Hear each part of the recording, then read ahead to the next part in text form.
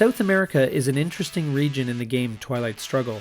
It is typically the last region that either player plays into, and is traditionally hard for the Soviet player to get a good foothold. We will take a look at it here today on Legendary Tactics.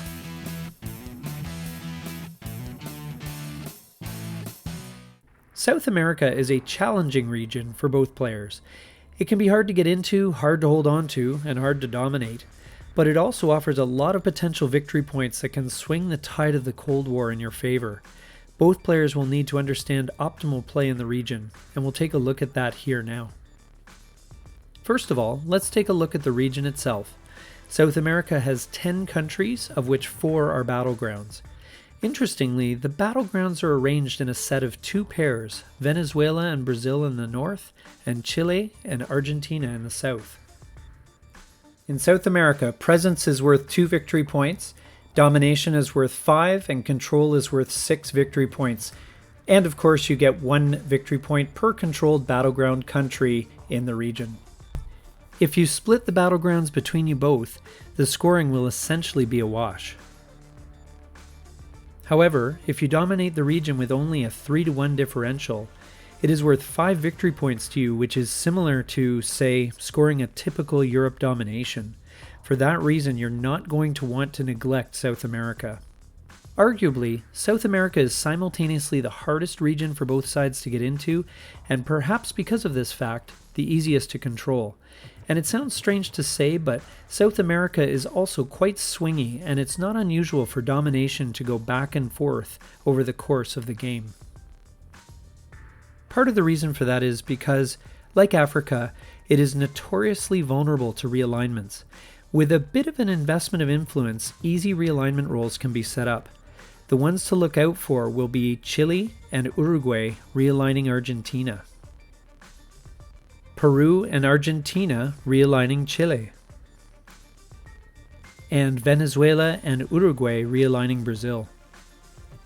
If either player locks down the battlegrounds in the north or the south and controls some adjacent countries, it will be hard to take them out, as any lucky coup can then be realigned out right away.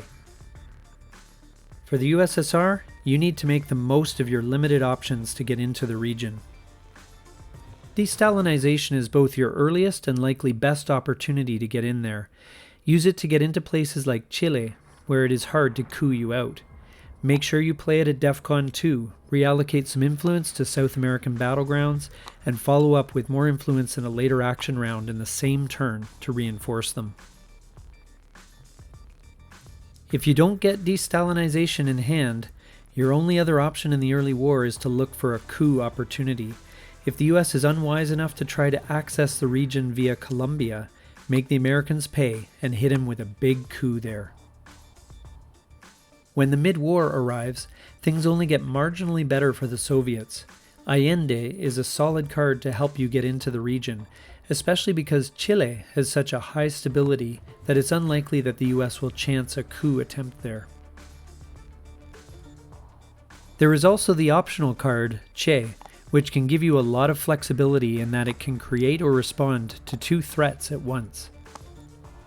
But other than that, you'll need to rely on some neutral events like Brush War, ABM Treaty, and Junta, or any opportunities for coups that show themselves.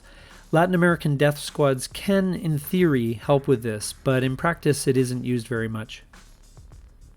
If you weren't able to get destalinization or the aforementioned event cards into your hand, it's going to be tough to break even in the region, let alone dominate it.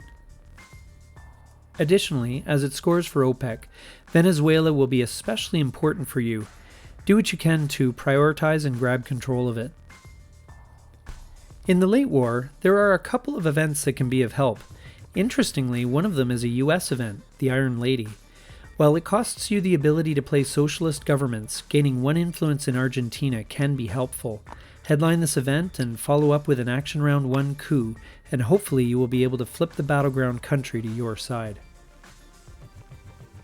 If you have some influence in South America, the other event that is helpful is Latin American debt crisis, which either forces the US player to drop a 3 or greater operations card, or allow the Soviet player to double USSR influence in 2 countries in South America.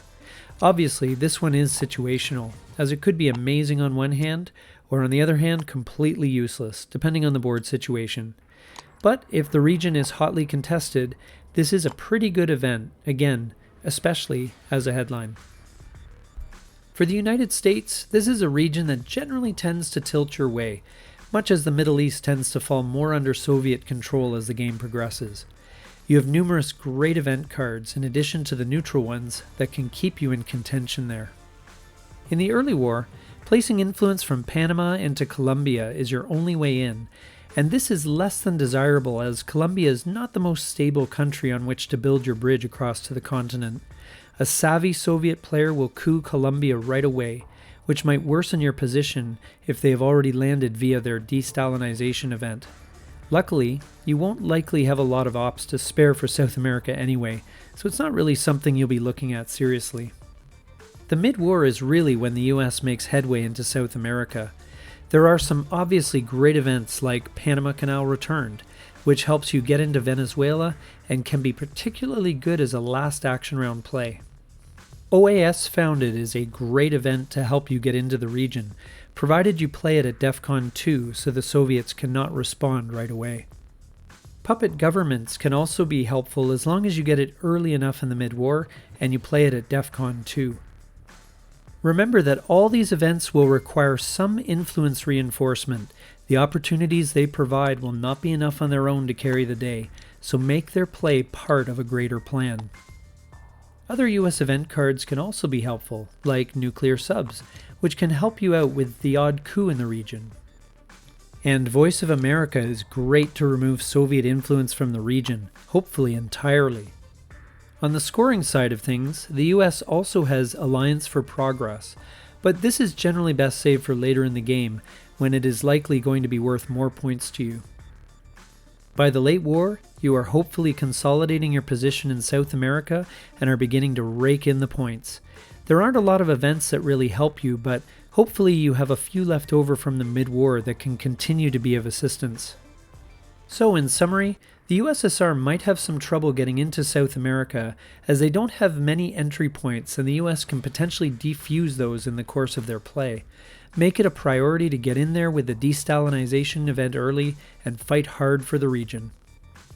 For the US, you've got a good quantity of events to help you get into the area and to reinforce it.